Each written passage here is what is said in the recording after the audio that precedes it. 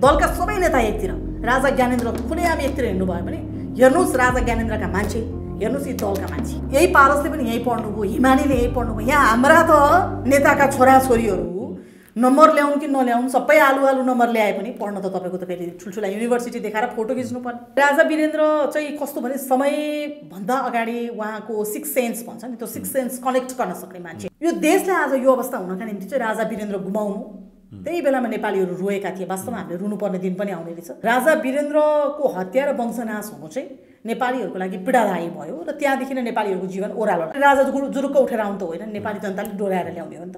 त्यो नेपाली जनताले बुझेनन् र नेपाली जनताको भावना अनुसार चाहिँ तपाईँको चाहिँ यो देशको माटो सुहाउँदो चाहिँ दलहरूले बुझिदिनु भएन भने त फेरि पनि दुर्घटना हो। सपार्न सक्दैनौँ, बनाउन सक्दैनौँ भने भएको चिज बिगार्ने हाम्रो अधिकार छैन। फागुन 21मा यो तपाईँको रेकर्ड हुन्छ, कुनै हालतमा चुनाव हुँदैन। जो भाइ बहिनीहरू हुनुहुन्छ उहाँहरूसँग नलेज भयो, उहाँहरूसँग एक्सपिरियन्स भएन। प्रधानमन्त्रीले काम गर्न सक्नु भने उहाँले नैतिकताको आधारमा राजीनामा, किनभने नैतिकताको प्रश्न र नैतिकता भन्ने पाठ धेरै सिकाउनुहुन्थ्यो अहिलेको प्रधानमन्त्रीले। अब भित्रभित्र तपाईँको लुकामारी गर्ने, राति फलानालाई भेट्यो भन्ने समाचार आउने, राति फलानालाई भेट्यो भन्ने समाचार आउने, समाउन कसैलाई हामी सक्दैनौँ। हामी चुनावी सरकार भन्दा चुनावको माहौल पनि नेपालमा अहिले छैन। तपाईँको यो 3 महिनामा चुनाव हुने देखिन्छ त नेपालमा। चुनाव सजिलो सोच्नु भएको छ उहाँहरूले। दलहरू नै तयार हुनुहुन्न। चुनावमा त दलहरू तयार चाहिँ फेरि सुशीला कार्की मात्रै गरेर त हुँदैन होला। यस्तो चुनाव भएर के गर्ने भन्नुहोस् न। एउटा सांसद हुन 5 करोड खर्च गर्नुपर्छ, उसले कहाँबाट ल्याउनु त बाबा 5 करोड सधैँभरि? बेमौसमी बाजा हो चुनाव भने। जेएनजीहरूलाई के भयो भने हात्ती आयो फुस्स भयो। मलाई पनि एउटा प्रश्न चाहिँ के खस्का छ भने साँच्चीकै त्यो ठाउँमा पुगेपछि त्यस्तै हुन्छ कि नेपालमा मात्र यस्तो हो कि हरेक मानिसको घरमा अहिले बरु राजा भएको भए ठिक हुन्थ्यो भन्ने छ। राज परिवार हुँदा कम्तीमा देशको शान थियो।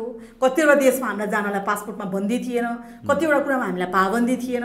अहिले हामीलाई कतिवटा राष्ट्रले धिक्कार गर्यो, कतिवटा राष्ट्रले हामीलाई नेपाली नै होइन, हामी मान्छे नै होइन जस्तो, अर्कै जनावर प्राणी जस्तो गर्न थाल्यो, वन मान्छे जस्तो गर्न थाल्यो। डाक्टर बाबुराम भट्टराई हिजोको त्यही राजाकै पालामा पढ्नु भएको, आजको डाक्टर रोहित हिजो त्यही राजाकै पालामा पढ्नु भएको, आजकी सुशीला कार्की हिजो त्यही राजाकै पालामा पढ्नु भएको। उहाँहरूले खोइ को त्यस्तो व्यक्तित्व बनाउनु भयो? काम गर्न नसक्ने मान्छे त त्यहाँ बस्दै नै होइन। सुशीला कार्कीको हिजोको जुन इमेज छ त्यो इमेज पनि त तपाईँको बिग्रिँदै गएको छ नि। मलाई धेरै ठुलो आशा अहिलेको प्रधानमन्त्रीसँग थियो। पन्छिन खोजेको देख्दा चाहिँ जेएनजीमाथि धोका भयो। 78 जनाको लासमाथि टेकेर महाकालीको रूपमा अवतरण हुनुभयो प्रधानमन्त्रीको रूपमा। नेपालमा कुन शक्ति रहेछ जुनै प्रधानमन्त्री आउँदा पनि फेल हुने। यतिखेर उद्योगी व्यवसायले हामीले हटाउने, मनोबल गिराउने, काम गर्न नदिने वातावरण बनाउने चाहिँ पटक्कै कसैले पनि होइन।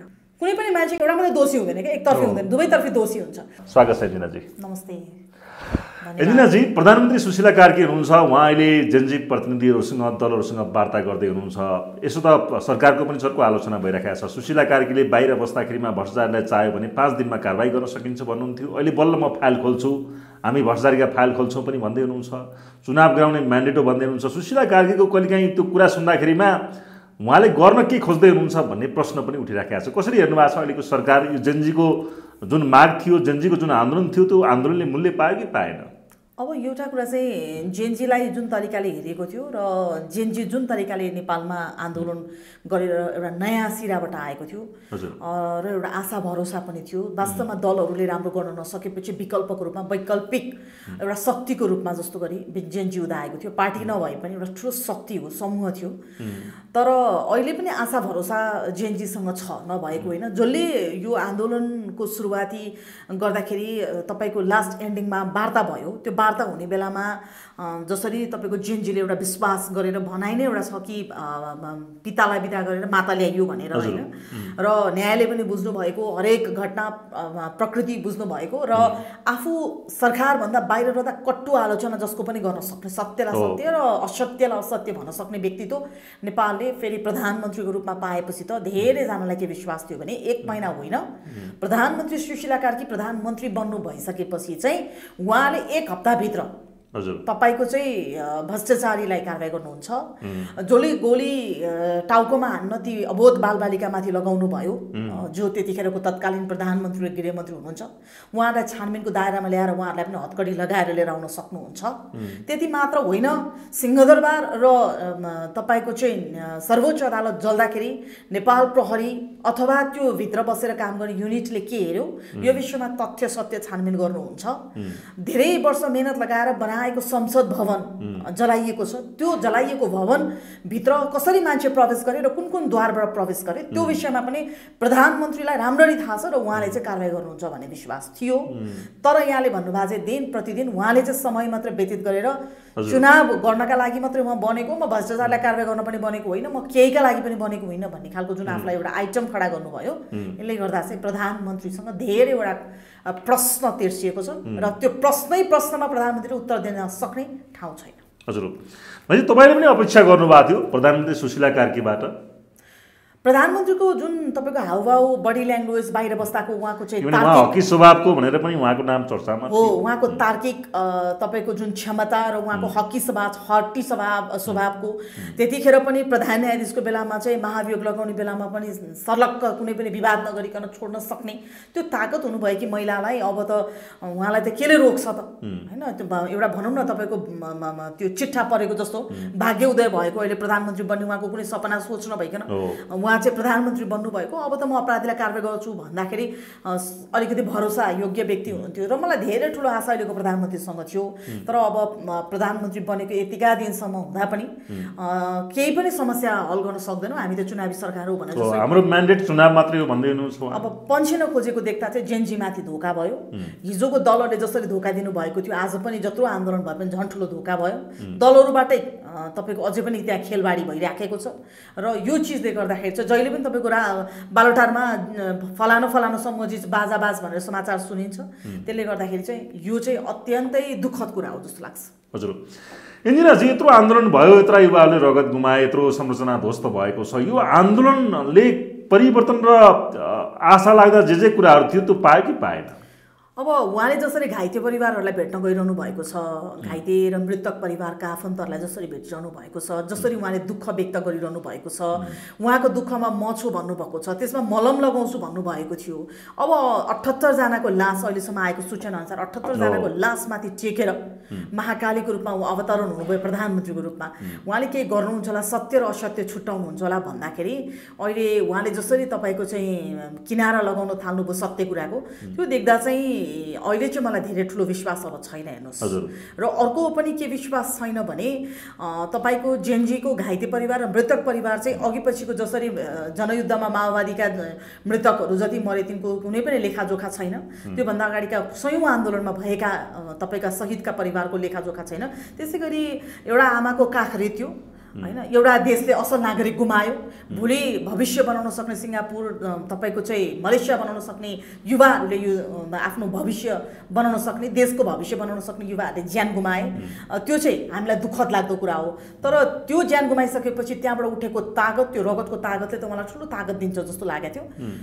त्यो नदेख्दा चाहिँ तपाईँको निराशमा सबैजना तपाईँको अब हाम्रो सुशीला कार्कीले किन काम गर्न सक्नु भने इन्जिनियरजी, सुशीला कार्कीलाई काम गर्न केले रोक्यो? अथवा यो सरकार निर्माणमा देशी विदेशी अथवा पश्चिमा शक्तिको हात छ अथवा के छ? सुशीला कार्कीले किन काम गर्न सक्नु भएन भने उहाँलाई अब के रोक्छ त? के कारणले सक्नु भएन?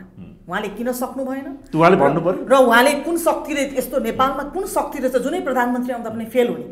र उहाँ त दलीय भागभण्डाबाट आउनु भएको होइन, संसदीय अभ्यासबाट आउनु भएको होइन, फुत्त तपाईँको निस्केर आउनु भएको प्रधानमन्त्री, महाकालीको रूपमा मैले अघि नै भने अवतरण हुनुभएकी प्रधानमन्त्रीले त मलाई यो शक्तिले चाहिँ तपाईँको साह्रै कष्ट पार्यो र म अब प्रधानमन्त्रीको पदमा 1, 2, 3 बस्न सक्दिनँ र चुनाव पनि यो हालतै हुन सक्दैन। मैले भने जस्तो भोलि चुनाव नहुन सक्छ भन्ने कुरा पनि बोल्न नसक्ने तागत उहाँलाई, त्यो तागत कसले रोकिदिएको छ? त्यो पनि बोल्न सक्नुहुन्न भने उहाँ किन रुमलिरहनु भएको छ? र उहाँमाथि नै रहस्यमय प्रश्नहरू तिर्सिएका छन्। त्यसले गर्दाखेरि चाहिँ कुन तागत रहेछ त यो देशी विदेशी भन्ने जहिले पनि सुनिन्छ। हो, सुशीला कार्कीबाट त धेरै अपेक्षा थियो नि त, उहाँले काम गर्नुहुन्छ होला, भट्टाचार्यलाई पक्राउनुहुन्छ होला, अनुसन्धान गर्नुहुन्छ होला, तत्कालीन समयका गृहमन्त्री प्रधानमन्त्रीलाई पक्राउ गर्नुहुन्छ होला भन्ने सबै आशा थियो। तर उहाँले गर्न सक्नु भएको छैन नि, अब के कारणले भन्ने? नेपालमा जहिले पनि देशी विदेशी भनिन्छ, ग्रान्ड डिजाइन भनिन्छ, रातारात सेटिङ भनिन्छ, त्यो सेटिङ के आधारमा हुँदो रहेछ र किन चाहिँ काम गर्न सकिँदैन रहेछ भन्ने कुरा चाहिँ सुशीला कार्कीको प्रधानमन्त्रीको नेतृत्वले पनि बोल्न सकेन। उहाँले मात्रै बोल्नु परेन, मन्त्रीहरूले पनि बोल्न सक्नु भएन। खासखुसमै कुरा अड्केर तपाईँको चाहिँ दिन तपाईँको टार्नका लागि प्रधानमन्त्री पद भनेकै त्यस्तो पद हो, बस्नकै लागि मात्रै जाने हो भनेदेखि त अरू दलका नेताहरू र उहाँमा के रह्यो? अब प्रधानमन्त्रीको हैसियतमा बसेपछि सुशीला कार्कीको हिजोको जुन इमेज छ त्यो इमेज पनि त तपाईँको बिग्रिँदै गएको छ नि त। हजुर, त्यो त ध्रुव सत्य कुरा हो नि त। सुशीला कार्कीले एउटा तबका तहले यसरी पत्याएको थियो, हरेक पुरुषका माझमा एउटा छुट्टै शालीन महिला, भद्र महिला, तपाईँले अघि भने जस्तै हट्टी स्वभावकी महिला, तपाईँको एउटा तागत हकी स्वभावको पनि थियो। उहाँले भन्नुभएको थियो अगाडि कि भ्रष्टाचारलाई चाह्यो भने 5 दिनमा ठेगान लगाउन सकिन्छ होइन, कोहीसँग नझुक्ने, सत्यका निम्ति तपाईँको लड्न नछोड्ने महिला चाहिँ तपाईँको अहिले त तपाईँलाई उहाँलाई प्रश्न छ। त्यो प्रश्नका बिचमा उत्तर दिन उहाँलाई गाह्रो छ। एक्लै हिँड्न जसरी खुलेआम सक्नुहुन्थ्यो, अब त्यो उहाँ नै सक्नुहुन्न। त्यसले गर्दाखेरि चाहिँ सुशीला कार्की नेतृत्वको सरकारलाई धेरै ठुलो प्रश्न छ। किनभने अहिलेसम्म व्यवस्था परिवर्तन भइकन जेएनजीको आन्दोलनमा जसरी तपाईँको सरकारमा बनेका मन्त्रीका अनुहारहरू छन्, ती अनुहारहरू अहिलेसम्म कुनै पनि क्याबिनेट यस्तो भएको थिएन जो हरेक क्षेत्रका आफ्ना क्षेत्रका विज्ञ व्यक्तिहरू त्यहाँ हुनुहुन्छ भने यस्तो क्याबिनेट त कहिले बनेको थिएन। यस्तो त हामीले कल्पना मात्रै गर्थ्यौँ। सुनौलो मौका थियो सुशीला कार्कीको लागि। हो, यो कल्पना मात्रै गरेको क्याबिनेटबाट एउटा विज्ञ हुनुहुन्छ, कहाँनिर कसरी तपाईँको चाहिँ घुस्काइन्छ, कहाँनिर भ्रष्टाचार हुन्छ, कुन सेक्टरमा कसरी तपाईँको चाहिँ भ्रष्टाचार बढेको छ भन्ने कुरा जनाउन सक्ने व्यक्तित्वहरूले त तपाईँको चाहिँ प्रतिनिधित्व पात्रको रूपमा चाहिँ मन्त्रीको रूपमा हुनुहुन्छ। उहाँहरू पनि बोल्न सक्नु भएको छैन। प्रधानमन्त्री अहिले कि स्वयं त न्यायालयभित्रको त तपाईँको गुटबन्दी यस्तो हुन्छ, न्यायालयभित्रको अत्याचार यस्तो हुन्छ भन्नु त्यो बाहिर हुँदाखेरि त्यो पनि बोल्न सक्नु भएको छैन भनेपछि चाहिँ तपाईँको प्रश्न धेरै ठुलो उहाँलाई खडा भएको छ। हजुर एन्जिनाजी, बालेन शाहले सुशीला कार्कीलाई प्रधानमन्त्रीको रूपमा अगाडि सारेको विषय त चर्चामै थियो अगाडि। अहिले बालेन शाहले गृहमन्त्रीलाई हटाउनको लागि दबाब दिएका छन्। ओमप्रकाश अर्यालसँग बालेन शाह सन्तुष्ट छैनन्।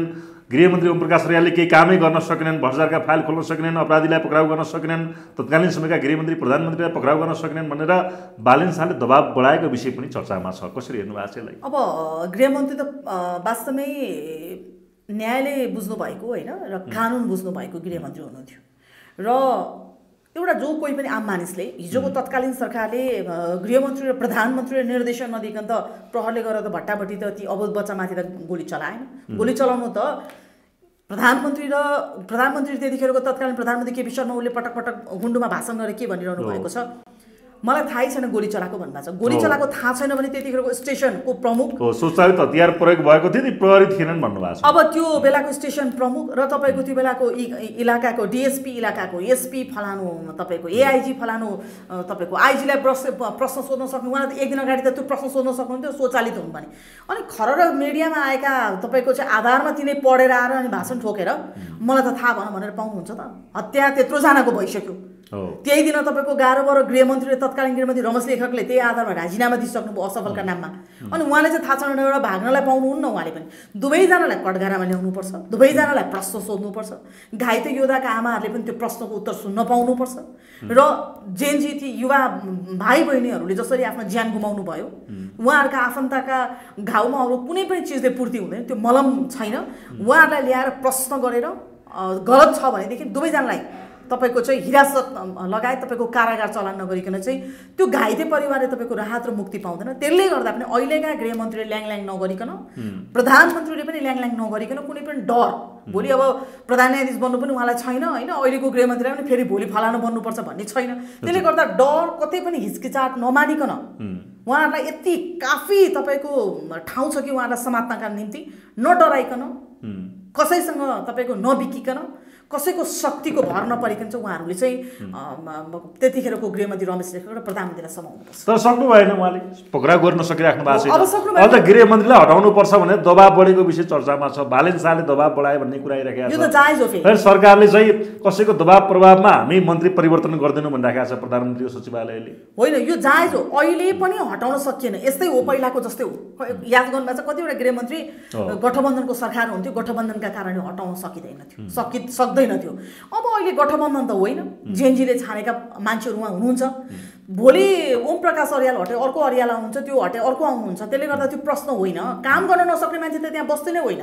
गृहमन्त्री ओम प्रकाश अर्यालले काम गर्न सक्नु होइन, ओम प्रकाश मात्रै प्रधानमन्त्रीले काम गर्न सक्नु भने उहाँले नैतिकताको आधारमा राजीनामा, किनभने नैतिकताको प्रश्न र नैतिकता भन्ने पाठ धेरै सिकाउनुहुन्थ्यो अहिलेको प्रधानमन्त्रीले। त्यसले गर्दा नैतिकताको आधारमा दुवैजनाले, जसरी गृहमन्त्री तत्कालीन गृहमन्त्री त नैतिकताको आधारमा राजीनामा दिनुभयो, त्यसै गरी मैले पनि कारवाही गर्न सकिनँ, तपाईँको चाहिँ यो आधारले गर्दा मैले कारवाही गर्न सकिनँ। साह्रै नै नेपालको नपुगुन्जेल रहेछ, त्यो सरकारको ठाउँ यस्तो रहेछ, बाधा चुनौती यति रहेछ र यति चाबी रहेछ, त्यो चाबी मैले फोड्न सकिनँ। त्यसले गर्दा चाहिँ म राजीनामा दिन्छु भनेर तपाईँको चाहिँ पत्रकार सम्मेलन गरेर उहाँले सम्पूर्ण जनताका सामु भन्नुभयो त सत्य कुरा त फेरि लुक्दैन थियो।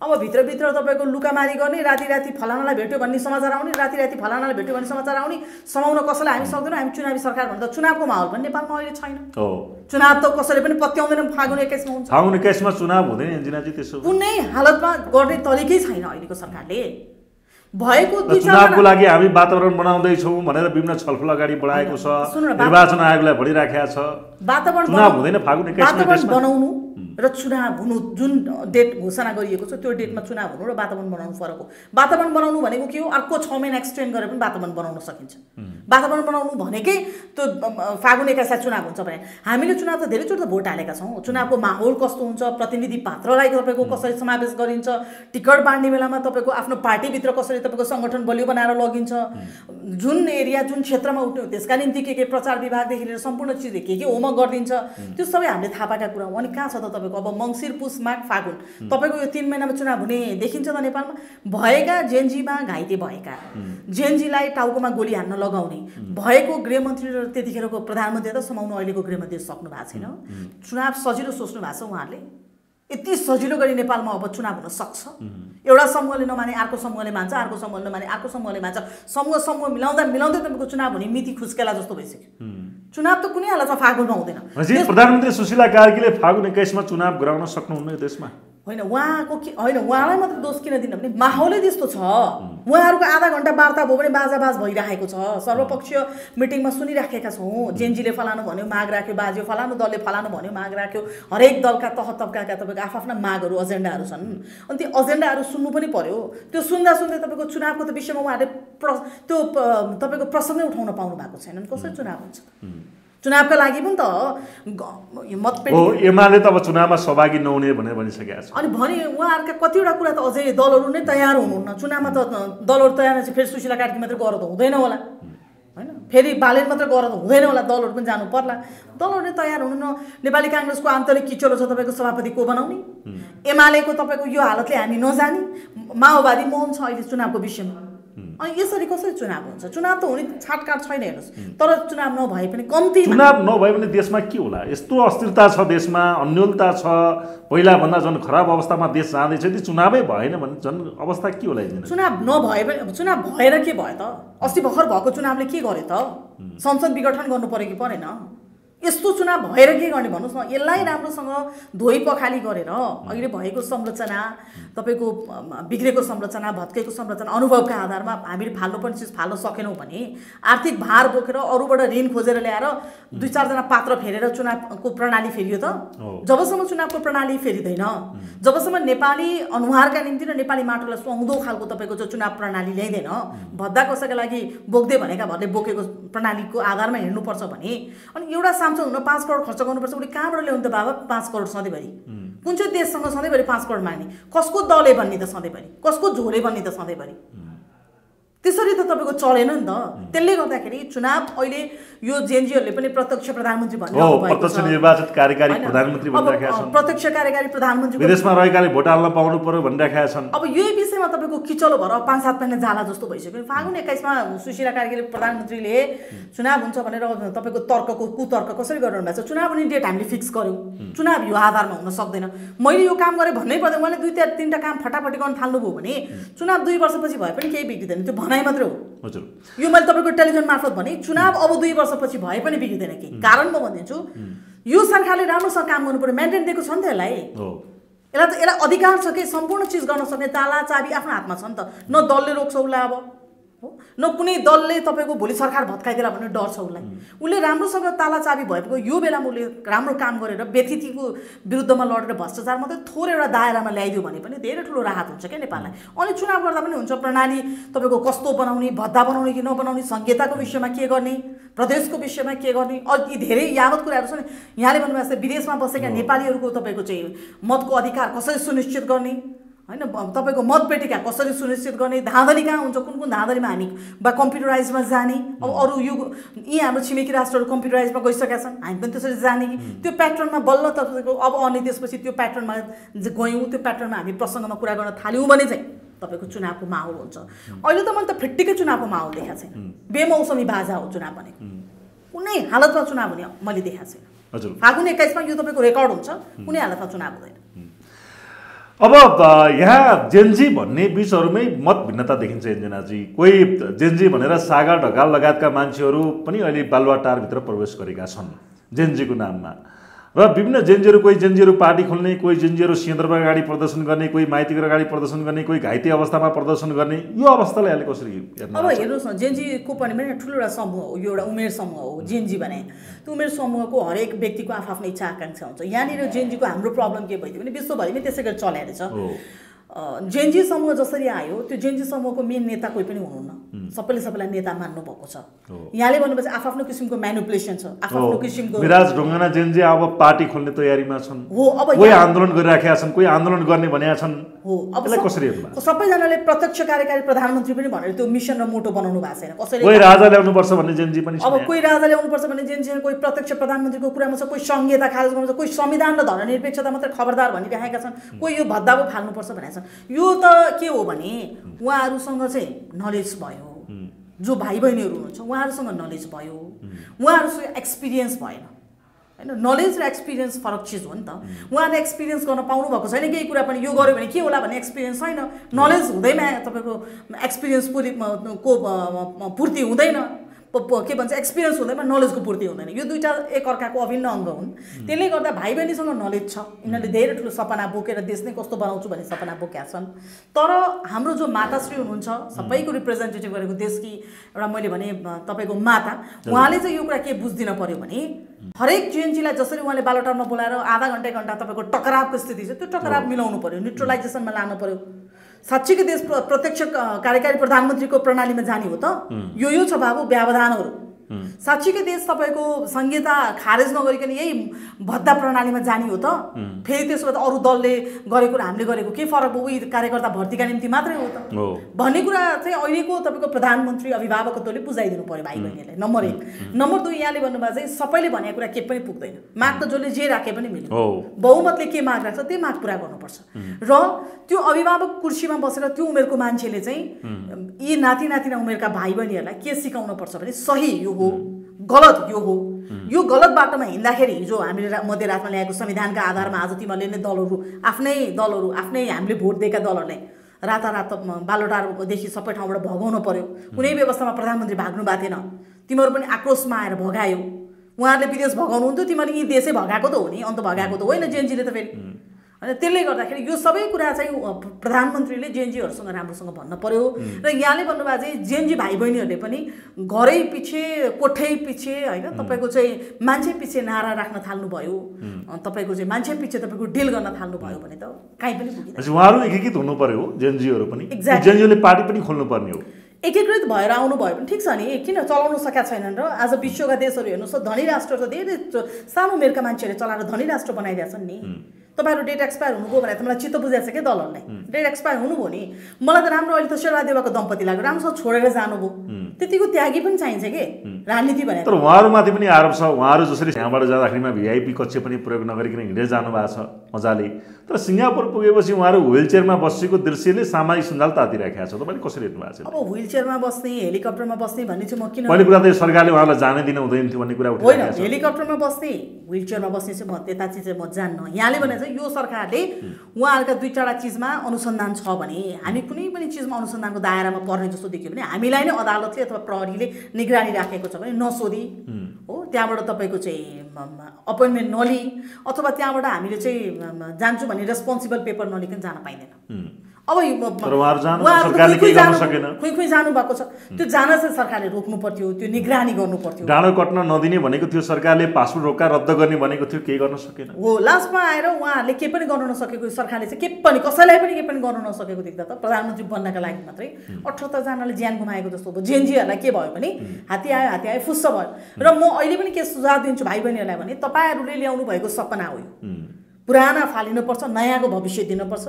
फलानु उमेर समूहको मान्छेहरू आउनु हुँदैन। जसरी आन्दोलनलाई तपाईँले एउटा केन्द्रित गराउनु भएको थियो उमेर समूह सहित, त्यसै गरी अब यो देश बनाउनका निम्ति तपाईँहरूको हातमा तपाईँहरूको साथ चाहिएको छ। त्यसले गर्दाखेरि चाहिँ तपाईँहरू एकीकृत भएर मिसन र मोटो सहित प्रधानमन्त्री फाल्न सक्नुहुन्छ, किन तपाईँले बनाउनु भएको प्रधानमन्त्री हो।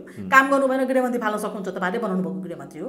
काम गर्ने मान्छे, बुझ्ने मान्छे र ल्याङल्याङ नगरिकन यता र उता नचल्ने कसैले भनेको नसुने सहीलाई सही गलतलाई गलत देख्न सक्ने गृहमन्त्री प्रधानमन्त्री छान्न सक्नुहुन्छ, यहाँले ल्याउन सक्नुहुन्छ। त्यसका निम्ति तपाईँहरू कसैको भागभण्डा नभइकन, कसैबाट परिचालित नभइकन एकअर्कासँग दाजुभाइको रूपमा मिलेर एकीकृत भएर आउनुहोस्। त्यसरी चाहिँ बरु यो देशले एउटा गन्तव्य लिन सक्छ। किनभने तपाईँले लगभग 10 बजेदेखि 12 बजीसम्म 2.5 घन्टामा नेपालको काया पलट बनाउनुभयो। आजको 2 महिना अगाडिको नेपाल र 2 महिना पछाडिको नेपालै काया पलट भयो। त्यसले गर्दा सबै भाइ बहिनीहरूलाई एकीकृत हुनको लागि म चाहिँ आग्रह गर्न चाहन्छु। हजुर, अब सुशीला कार्कीले जेनजी प्रतिनिधिहरूलाई मैले मेरो बुवाले पनि भ्रष्टाचार गर्नुभएको छ भने मरेको बुवालाई पनि म कारबाही गर्न सक्छु भन्नुभएको छ। अब सुशीला कार्कीले भ्रष्टाचारीहरूको फाइल खोल्ने, कारबाही गर्ने, सुशासन र भ्रष्टाचार विरुद्धको कारबाहीमा म अगाडि बढ्छु भनेर भन्नुभएको छ। त्यो गर्न सक्नु होला इन्जिनियरजी? अब मरेको बुवाले अपेक्षा गर्नुभएको छ। मरेको बाउलाई के गर्नुहुन्छ, मरेको आमालाई के गर्नुहुन्छ त त्यो उहाँको व्यक्तिगत कुरा हो। तर उहाँले यो कुरा नढाँटिकन उहाँले आँखा चिम्मा गरेर त्यतिखेरको सबभन्दा ठुलो हत्यारा भन्दा ठुलो संसारमा पाप हुँदैन हो। टाउकोमाथि गोली हानेको BICC निर देख्न सक्नुहुन्छ। संसद भवन अगाडि टाउकोमा गोली हानेर तरर रगतको भोग चलेछ। त्यस्तो गृहमन्त्री र त्यतिखेरको प्रधानमन्त्री तत्कालीन ल्याएर अहिले जनताको माग हो बाबा। सुशीला कार्कीले के गर्नुहुन्छ होइन, जनताको यो माग छ कि अहिलेकी प्रधानमन्त्रीले गृहमन्त्री र प्रधानमन्त्री ल्याएर प्रश्न गरिदिनु पर्यो, कठघरामा समाइदिनु पर्यो, कानुनी रूपमा उहाँलाई बाँधिदिनु पर्यो भन्ने जनता, आम जनताको 3.5 करोड 3.25 करोड जनताको प्रश्न हो। यो प्रश्नको उत्तर तपाईँले दुवैजनालाई समातेर ल्याएर अनुसन्धान त गर्न पाउनुहुन्छ नि बाबा। त्यतिकै तपाईँको दोषी हो भन्नुहोस् भनेको छैन त नेपाली जनताले। अनुसन्धान गरेर उहाँलाई ज्वाइँ पाले जस्तो पाल्न पर्दैन कि, उहाँहरूलाई ल्याएर अनुसन्धान गरिदिनु पर्यो। नम्बर 1। नम्बर 2, यहाँले भन्नुभएको चाहिँ भ्रष्टाचारी छ भने त उहाँलाई त सबैले भोलि इतिहासमा सम्झन्छन्। उहाँको ठुलो फोटो सबैका घर घरमा राख्छन्। यस्तो प्रधानमन्त्री बन्नुभएको थियो कुनै समयमा होइन, त्यो बेलाको समयमा उहाँले चाहिँ आफ्नो बाउलाई त छोडिदिनु भन्नुभएको थियो, फलानाले ल्याएर कारबाही गर्नुभयो भन्ने एउटा इतिहास रच्न सक्नुहुन्छ। उहाँको हातमा त्यो सुनौलो मौका आएको छ, जसलाई पाए त्यसलाई त्यो मौका मिल्दैन। त्यसले गर्दाखेरि उहाँले अहिले कम्तीमा प्रधानमन्त्री त्यतिखेरको तत्कालीन प्रधानमन्त्री केपी शर्मा ओली र गृहमन्त्री रमेश लेखकलाई ल्याएर पहिलो कानुनी दायरामा उहाँले बाँध्न पर्यो। त्यसपछि यहाँले भन्नुभएको चाहिँ भ्रष्टाचारी भ्रष्टाचार प्रकरण काण्डहरू छन्, गृहबन्धु छ, व्हाइट बडी छ, क्यान्टोनमेन्ट छ, ठुल्ठुला काण्डहरू छन्। त्यो फाइल खोल्ला है सरकारले? त्यो त पछिको कुरा भयो। त्यो त उहाँले के गर्नुहुन्छ भने त्यो धेरैजना गृहमन्त्री आउँदा त्यस्तै पागलपनका कुरा, भ्रष्टाचारको फाइल खोल्छु भन्नुभएको छ फेरि प्रधानमन्त्री। त्यस्ता गृहमन्त्री धेरै एउटा पागलपनका जस्ता यस्ता दिवा सपना देखाउनु भएको थियो धेरै गृहमन्त्री। हेर्नुहोस्, त्यो पागलपन कुरा गरेर चाहिँ हुँदैन। हेर्नुहोस्, बच्चा केटाकेटीको कुरा गरेर 2-3टा मात्रै उहाँले अहिलेको अवस्थामा जेनजीहरूको मेन बात त जेनजीको हो नि त। यो घटना परिस्थितिको अन्तरिम सरकार जेनजीहरूको सरकार हो। यो अन्तरिम सरकारले जसको तपाईँको तागतमा, जसको बलमा उठेको सरकार हो, त्यसले त्यसैको रक्षा गर्न सक्दैन भने त अरू के गर्छ भन्ने प्रश्नै होइन क्या। अरूले यो गर्ला, त्यो गर्ला, फलानु गर्ला, फलाना थुन्ला भन्ने होइन। यो इबी शान्ति पनि होइन। यो सरकारले कसैलाई इबी शान्ति होइन, कसैलाई प्रतिशोध शान्दिएन। सत्य र असत्य, अघि उहाँले भन्नुभएको जस्तै बाउलाई पनि छोडिदिनु भन्नुभएको छ भने सत्य र असत्य सहित आउनु पर्यो। होइन दोषी हुनुहुन्न प्रधानमन्त्री र गृहमन्त्री हुनुहुन्न भने प्रहरी महानिरीक्षक गल्ती हुनुहुन्छ भने उहाँलाई समाउँदा पनि भयो। त्यो हुनुहुन्न, त्योभन्दा मुनिको AIG हुन सक्नुहुन्छ, त्योभन्दा मुनिको DIG हुन सक्नुहुन्छ। उहाँहरू भन्नुहुन्छ तर व्यवहारमा गर्न चाहिँ सकिरहनु भएको छैन। के कारणले होला इन्जिनियर? हो त्यही चाहिँ मलाई गृहमन्त्रीले पनि भनिराख्नु भएको छ कि पिओलाई म पक्राउ गर्ने, उहाँले यस्तै भन्नुभयो भने हामी अनुसन्धान गर्छौँ, कारबाही गर्छौँ, कानुन अनुसार हुन्छ भन्नुभएको छ। तर पक्राउ अनुसन्धान गर्न कसैले पनि सकेका छैन। त्यही भएर प्रधानमन्त्रीज्यूले गर्न सक्नु भएको छ। मलाई पनि एउटा प्रश्न चाहिँ के खस्का छ भने साँच्चीकै त्यो ठाउँमा पुगेपछि त्यस्तै हुन्छ कि नेपालमा मात्र यस्तो हो कि अरू देशमा त फेरि त्यस्तो देखाएको छैन। मैले त हेरिरहेको छु अरू देशका सरकार परिवर्तनमा। जस्तो बङ्गलादेशमा तपाईँको शेख हसिना हटेर जसरी आउनुभयो नोबेल शान्ति पुरस्कृत व्यक्तित्व, उहाँले त खै गर्ने चिज त गरिरहनु भएको छ। अहिले त त्यो छैन। अहिले त्यतिखेरको तपाईँको फाँसी देऊ भने कि शेख हसिनालाई मृत्युदण्डकोसम्म सजाय सुनाउन पुगिसकेका छन्। एउटा निर्णय पनि त्यो खालको बोल्डमा पुगेका छन् भने हाम्रो त मृत्युदण्डवाला देश पनि होइन। त्यसले गर्दा गल्तीलाई गल्ती भन्न नसकिकन उहाँ चुप लागेर मौन बसेर कारबाही केही पनि गर्न सक्नु भएको छैन। चुनावै मात्र गर्छु भनेर तपाईँको चाहिँ एउटा भनौँ न हरफै परिवर्तन गरेर तपाईँको चाहिँ प्रसङ्गै तपाईँको चाहिँ डाइभर्ट गर्न खोज्नुहुन्छ भने त प्रधानमन्त्रीको चतिर्याई, प्रधानमन्त्रीले बठ्याइ गर्नुभएको कुरा सबैले बुझ्छन् होइन। उहाँभन्दा झन् पढा लेखा भाइ बहिनीहरू छन्, आजका IT का भाइ बहिनीहरू छन्, आज सामाजिक सञ्जालमा दुनियाँ विश्व बुझेका भाइ बहिनीहरू छन्। उहाँले त्यति बठ्याइ गर्नुभएको जेनजीहरूले बुझेको छैन होला त। हजुर एन्जिनाजी, अब दुर्गा परसाईले फेरि आन्दोलन गर्ने मङ्सिर 7 पछि तपाईँहरू ग्यास चाहिने खाद्यान्नहरू तयार पारेर राख्नुहोस्, यो देशमा फेरि ठुलो आन्दोलन हुन्छ भनेर घोषणा गरेका छन्। दुर्गा परसाईको आन्दोलनले के होला? अब जेनजीहरू पनि आन्दोलन गर्ने त भन्दैछन्, यतातिर दुर्गा परसाई आन्दोलन गर्ने भन्दैछन्।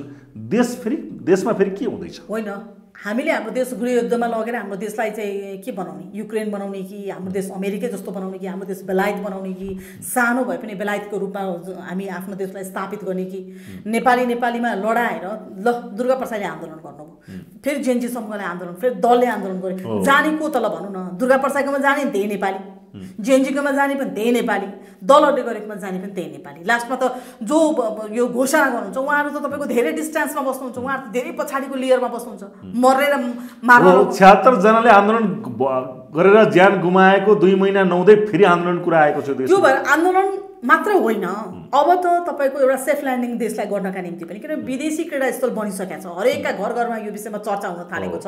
कसैले कुन देशलाई दोष दिएका छन्, कसैले कुन देशलाई दोष दिएका छन्।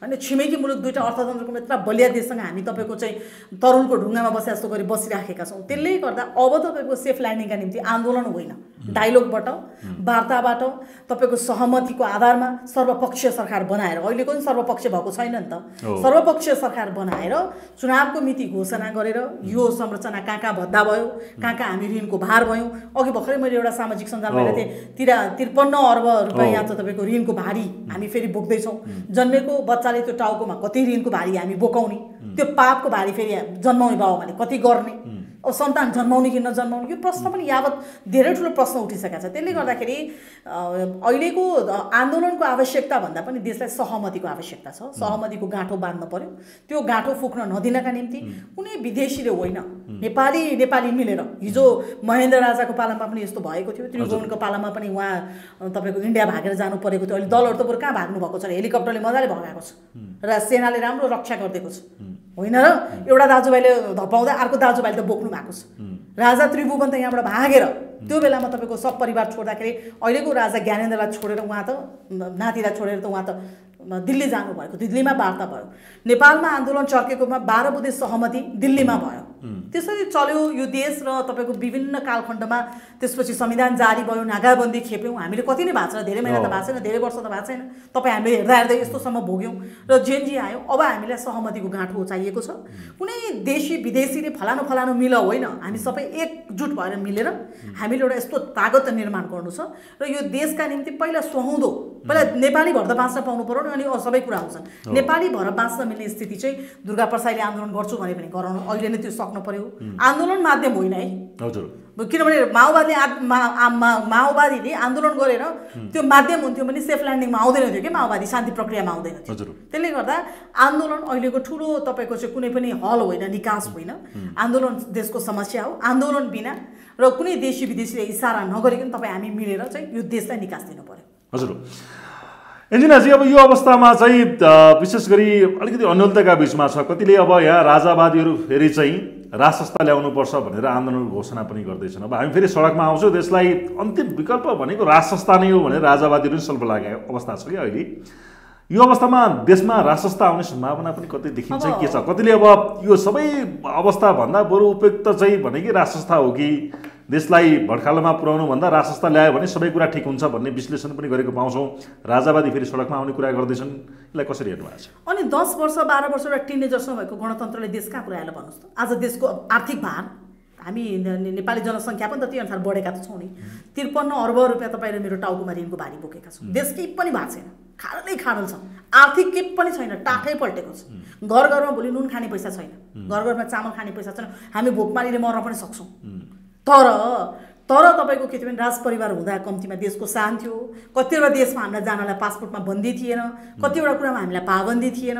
अहिले हामीलाई कतिवटा राष्ट्रले धिक्कार गर्यो, कतिवटा राष्ट्रले हामीलाई नेपाली नै होइन, हामी मान्छे नै होइन जस्तो, अर्कै जनावर प्राणी जस्तो गर्न थाल्यो, वन मान्छे जस्तो गर्न थाल्यो। हामीलाई कतिवटा राष्ट्रले तपाईँको अहिले पासपोर्ट हाम्रो बन्देज गर्न लागेको छ।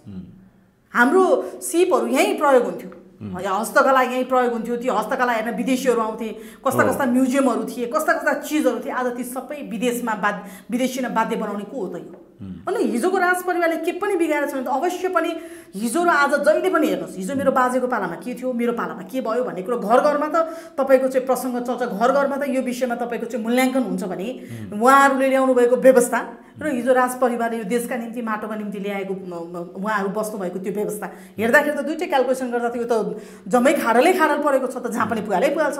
बरु त्यतिखेर त बलियो संरचना रहेछ, घर बलियो तलको डिपिसी राम्रो भयो भने त तल जति थपे पनि हुन्छ नि भने त्यो खालको अवस्था रहेछ भनेर राजपरिवार अहिले त्यो भएर सम्झेको हेर्नुहोस् हरेक मानिसको घर घरमा अहिले बरु राजा भएको भए ठिक हुन्थ्यो भन्ने छ हरेक परिवारलाई अहिले त्यो राजा भयो एउटा जेनजी जस्तै समूहको जेनजीहरूलाई धेरै अनुभव छैन त्योभन्दा अलिकति मुनि मेरै समूहको ए समूहको मान्छेहरूलाई सोध्नु भयो भने पनि राजपरिवार हुँदै बरु ठिक थियो होला यहाँले भन्दा त्यो बेला पनि विकृति हुनसक्छ अहिले चाहिँ सबै विकृति बिना छ त अहिले सुगन्धित छ यहाँ उहाँले चाहिँ यो व्यवस्था सुधार गर्न मिल्ने अनि राजपरिवारको कतिवटा कुरालाई चाहिँ सुधार गर्न नमिल्ने हुन्छ त मिल्छ नि त त्यो पनि होइन राजपरिवारमा हेर्नुहोस् आज डाक्टर बाबुराम भट्टराई हिजोको त्यही राजाकै पालामा पढ्नु भएको आजको डाक्टर रोहित हिजो त्यही राजाकै पालामा पढ्नु भएको आजकी सुशीला कार्की हिजो त्यही राजाकै पालामा पढ्नु भएको उहाँहरूले खोइ को त्यस्तो व्यक्तित्व बनाउनु भयो त आज तपाईँ हाम्रो समूह यहाँ बस्नै नसक्ने भयो एकदम उकुस मुकुसमा छ एउटाको अवस्था एकदम हाइफाई छ त्यही समाजमा एउटा राम्रो नुन भात खान सक्दैन त्यो नुन भात खान नसक्ने राम्ररी त्यो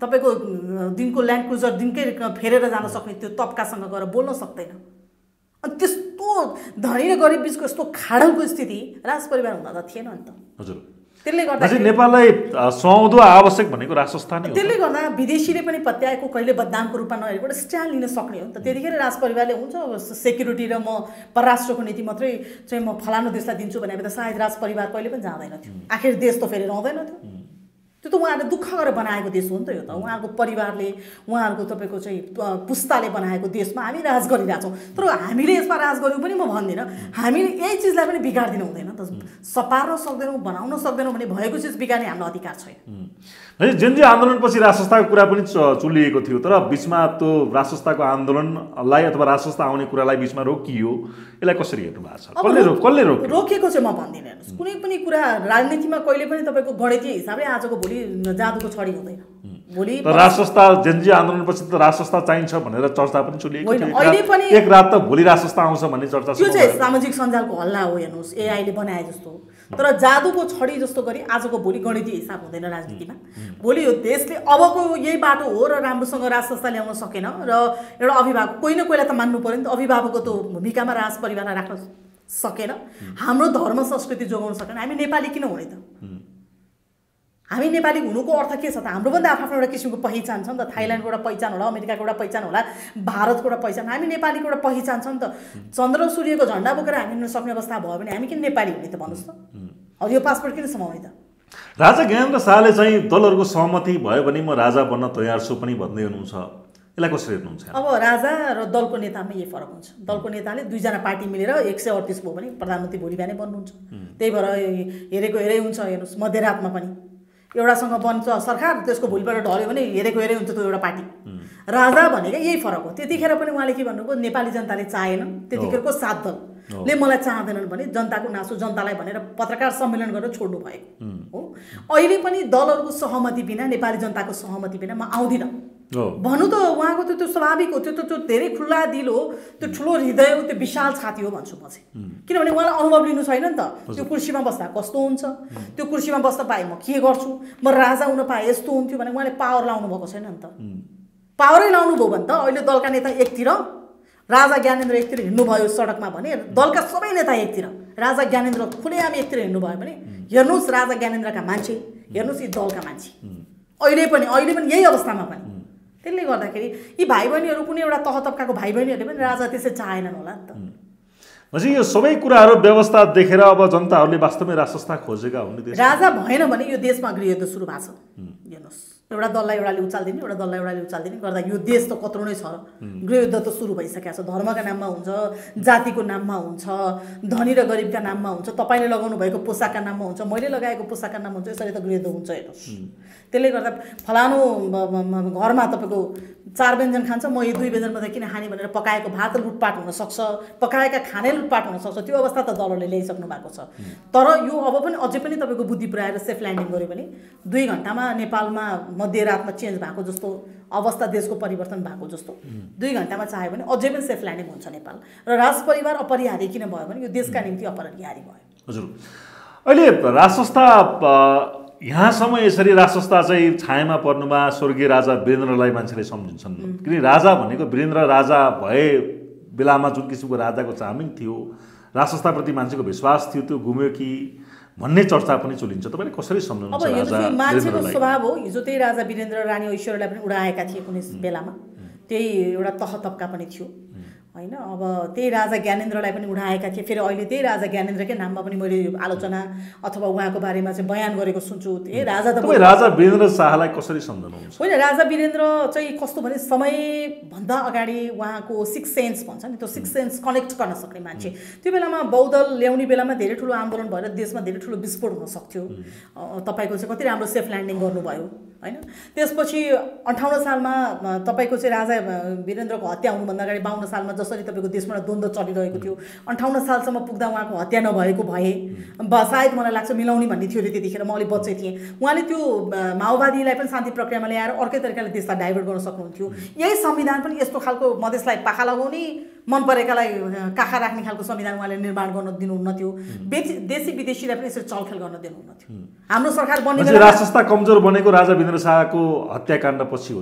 यो चाहिँ हत्याकाण्ड किन गराइयो भने एउटा व्यक्तिलाई दोष दिनका निम्ति भाइ ज्ञानेन्द्रलाई बचाएर दाइलाई मार्यो भन्ने एउटा तपाईँको राज परिवारलाई नै दोष दिएर राज परिवार हटाउनु कुनै एउटा तपाईँको चाहिँ शक्ति राष्ट्रलाई थियो। त्यो शक्ति राष्ट्रले चाहिँ क्रीडास्थल गर्नु थियो, यो देशमा खेल्नु थियो, अशान्ति मचाउनु थियो। त्यसका निम्ति चाहिँ राजा वीरेन्द्रको हत्या भयो। वंशनाश राजा वीरेन्द्रको हत्याकाण्ड त दरबार हत्याकाण्ड नभएको भए, राजा वीरेन्द्र भएको भए अहिले चाहिँ राष्ट्र संस्था बलियो भएर जान्थ्यो। अब राजा वीरेन्द्रको राष्ट्र संस्थाको अन्त्य नै हुने थिएन, राष्ट्र संस्था बिदा हुने थिएन। राज परिवारको त हेर्नुहोस् गतिविधि पनि हेर्नुपर्छ क्या। राज परिवारका छोराछोरी नेपालमै पढे। श्रुतिले यहीँ पढ्नुभयो, त्यही पद्मकन्या पढ्नुभयो, त्यही सेन्ट मेरिज पढ्नुभयो।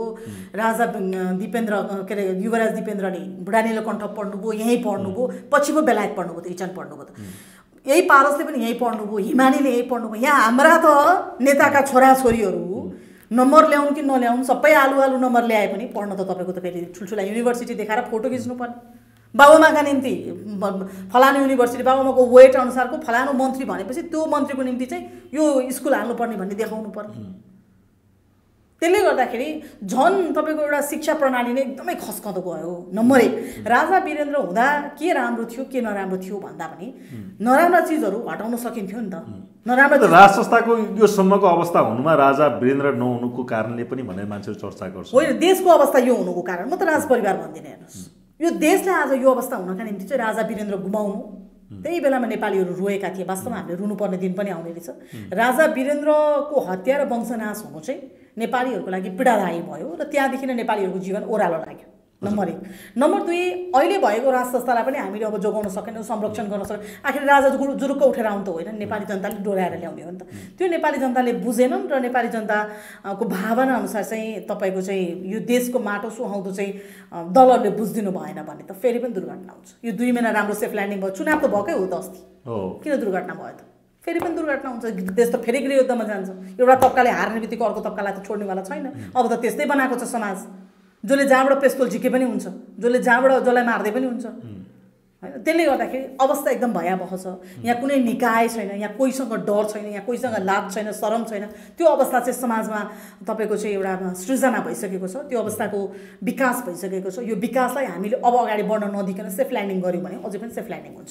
हजुर, अब त्यसमा के होला इन्जिनाजी? अब राष्ट्रिय स्वतन्त्र पार्टीको कुरा गरौँ। सभापति रवि लामिछाने कार्यकालमा हुनुहुन्छ। उहाँको हिजो तुलसीपुर उच्च अदालत बुटोलमा चाहिँ इजलासमा बहस भइरहेको थियो, तर सुनाइ स्थगित भएको छ। यता कुलमान घिसिङ रासोपामा जाने चर्चा पनि छ। बालेन शाह पनि अलमलमा छन् र रासोपामा जाने सम्भावनाको कुराहरू पनि हामी सुन्दैछौँ। यसलाई कसरी हेर्नुहुन्छ? अब रासोपाको एउटा आफ्नो भविष्य सुन्दर थियो।